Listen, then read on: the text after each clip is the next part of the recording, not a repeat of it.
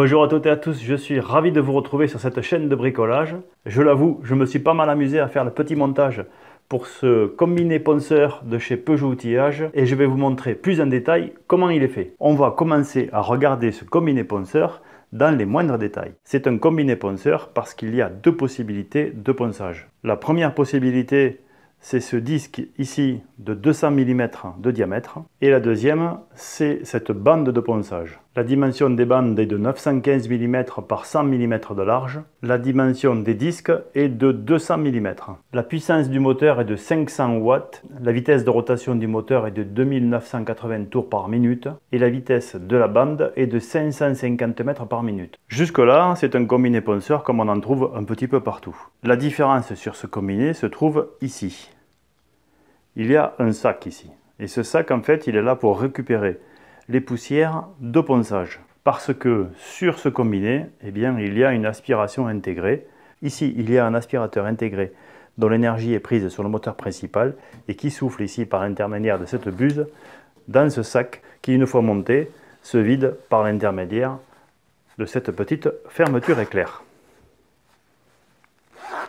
Avant de commencer les tests de cette machine, parlons un petit peu sécurité. Tout d'abord, lorsque vous achetez une machine chez Peugeot Outillage, avec chaque machine est fourni son kit de sécurité, à savoir une paire de lunettes de sécurité, un masque anti-poussière et des bouchons d'oreille. Ensuite, sur des machines comme celle-ci, il y a un certain nombre de sécurités. Ici, il y en a deux. Il y a d'abord une protection de surchauffe du moteur avec un bouton de réarmement ici. Et il y a un bouton d'arrêt d'urgence qui couvre le bouton marche-arrêt ici. Pour tester l'efficacité de cette aspiration, je n'ai malheureusement pas d'outil scientifique.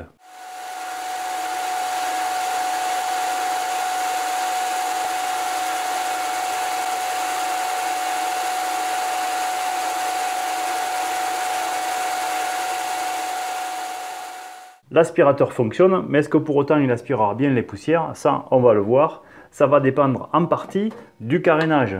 Puisque si le carénage est assez étanche et récupère au plus près de l'émission des particules de poussière la poussière, eh bien elle devrait sortir parce que la turbine, elle, fonctionne bien. Je vais prendre une seule précaution, c'est enlever ce sac quand je vais poncer du fer. Je ne veux pas mélanger des particules de métal incandescentes avec la poussière de bois. Je vous laisse imaginer ce que ça peut faire. Et comme c'est très simple à remonter, je ne m'en prive pas.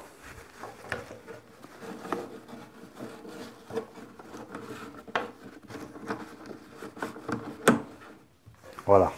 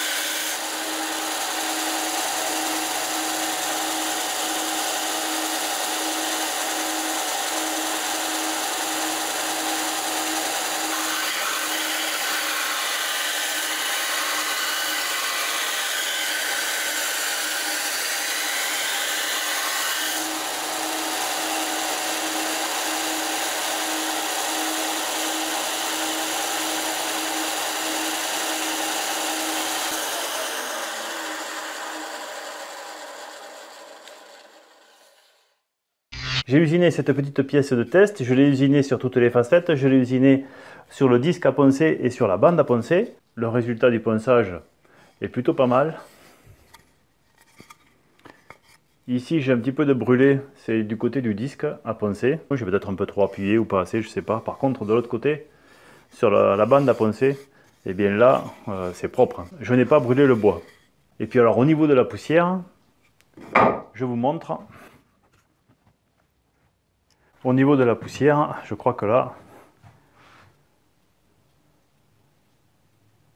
eh bien en fait il n'y a quasiment rien. Il y a un petit peu de poussière ici. Ici, il n'y a pratiquement rien. Là non plus. Alors c'est vrai que je n'ai pas usiné grand chose, mais si je l'avais fait avec une ponceuse, une électroportative par exemple, je peux vous garantir que même avec un aspirateur, j'aurais eu plus de poussière que ça. Donc ça c'est assez efficace. Ici c'est une bande en 80 et ici c'était aussi une bande en 80. La différence c'est que celle-ci elle tourne plus vite et puis elle n'est pas neuve. Je l'ai déjà utilisée plusieurs fois. J'ai même poncé du fer avec.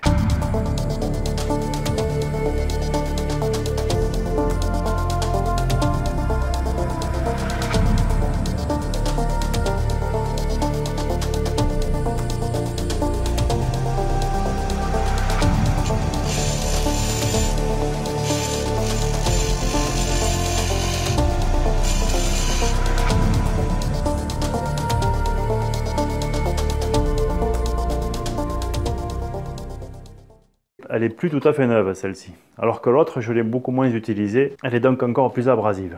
Bon, je ne vous ai pas montré ici le rapporteur d'angle, il n'y a rien de très compliqué ici sur ce rapporteur.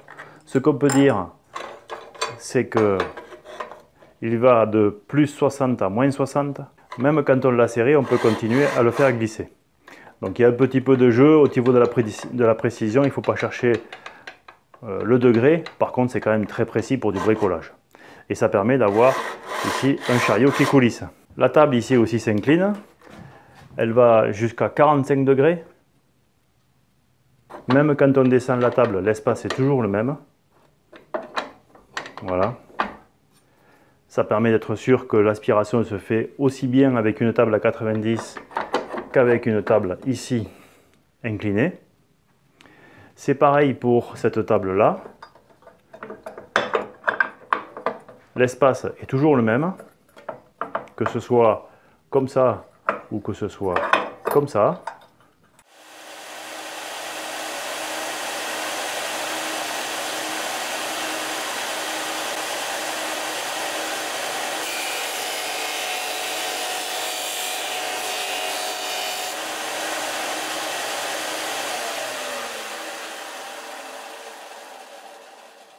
J'avoue que initialement, je ne savais pas trop où j'allais mettre ce combiné ponceur.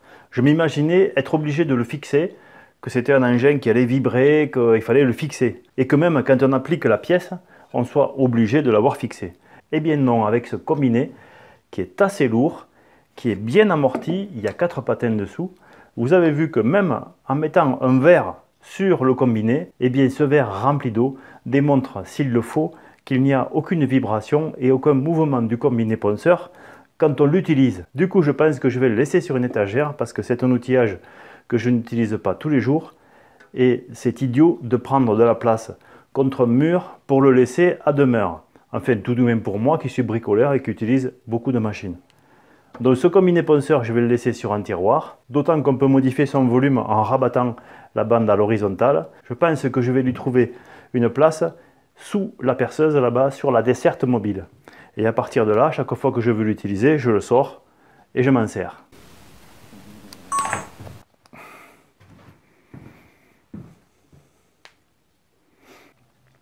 Je ne peux pas terminer cette vidéo sur ce combiné ponceur sans vous parler du disque. Il y a des pièces de rechange pour ces disques, c'est-à-dire qu'il y a la possibilité de monter un disque qui se scratch. C'est ce genre d'accessoire. Parce qu'à l'origine, les disques sont collés. Sur un disque en aluminium, Peugeot Outillage a décidé de coller ces disques. Et certains trouvent que le collage ne permet pas de remplacer rapidement la bande. Alors c'est vrai qu'une bande collée est plus difficile à remplacer qu'une bande avec du scratch. Aujourd'hui, on a tous l'habitude, sur des ponceuses orbitales, d'enlever le disque abrasif parce qu'ils sont tous scratchés et de les remettre. Et c'est vrai que c'est très pratique, mais ça a un inconvénient. Et cet inconvénient, c'est que, eh bien, on rajoute entre la pièce que l'on veut poncer et le disque en aluminium qui lui fait la surface de référence pour la planéité, on rajoute plusieurs épaisseurs qui sont souples. Le résultat, c'est que suivant certaines applications, eh bien, le ponçage n'est pas tout à fait plan, il est un petit peu ondulé. Et ça peut gêner un certain nombre d'entre vous. Donc, sur cette machine, il y a la possibilité d'installer soit des disques collés, soit des disques à scratch. Et il y a des disques du grain 40 au grain 180. Le changement des bandes est assez simple, même si sur cette machine qui a une aspiration intégrée, c'est un peu plus compliqué que sur les autres. Je vous montre tout de suite. Il y a ici une manette qui détend la bande. Mais elle ne peut pas sortir parce qu'il y a les petits carters de protection qui récupèrent la poussière qui gênent. Et pour ça, eh bien, il faut les enlever. Donc il y a deux vis, une ici et une ici pour enlever ce carter. Et ensuite, il y a deux vis ici aussi qu'il faut enlever pour enlever le carter de protection à l'arrière. Une fois que les deux carters sont enlevés, il est très facile de remplacer la bande abrasive. Les recharges de bande abrasive vont du grain 40 au grain 180. Je rappelle que les dimensions font 915 par 100 mm de large. 100 mm pour un bricoleur, c'est largement suffisant pour les applications courantes. Ici se trouve la molette qui permet de régler la position de la bande. Si on desserre, on fait venir la bande d'un côté. Et si on serre, on la fait venir de l'autre. Là, elle est complètement sortie d'un côté. Si je desserre, je la fais revenir. Voilà. Vous vous demandez peut-être pourquoi je fais ce réglage en faisant tourner la bande à la main. Eh bien, c'est tout simplement parce que je préfère l'approcher à la main. Ensuite, je préfère démarrer et affiner le réglage.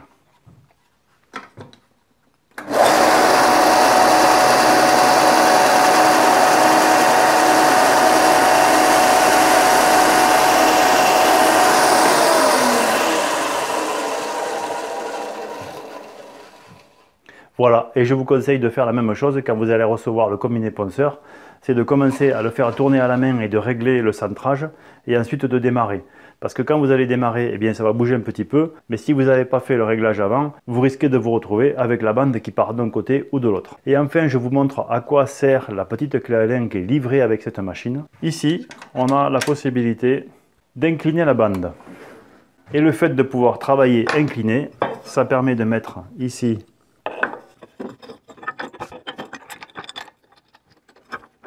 on peut travailler comme ça.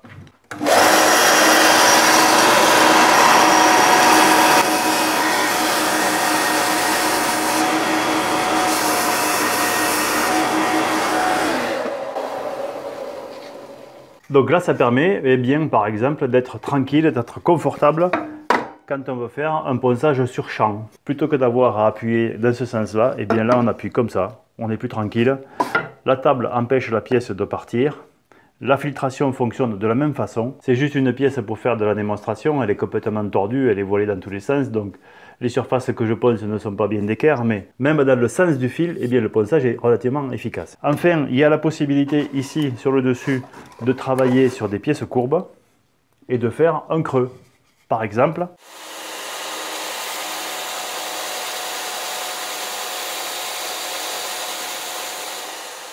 quand on travaille comme ça, l'avantage, c'est qu'on peut faire du ponçage en creux.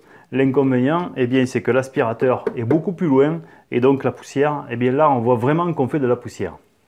Comme l'aspiration se fait ici et que je ponçais là-bas, la poussière partait ici et elle est venue s'agglutiner ici. Là. Clairement, elle est ici, la poussière. Et elle n'a pas été aspirée par l'aspirateur, ou beaucoup moins que tout à l'heure. Et c'est normal puisque tout à l'heure on usinait ici et l'aspiration était là. Là on usinait là-haut, donc forcément eh bien, on n'aspire pratiquement plus.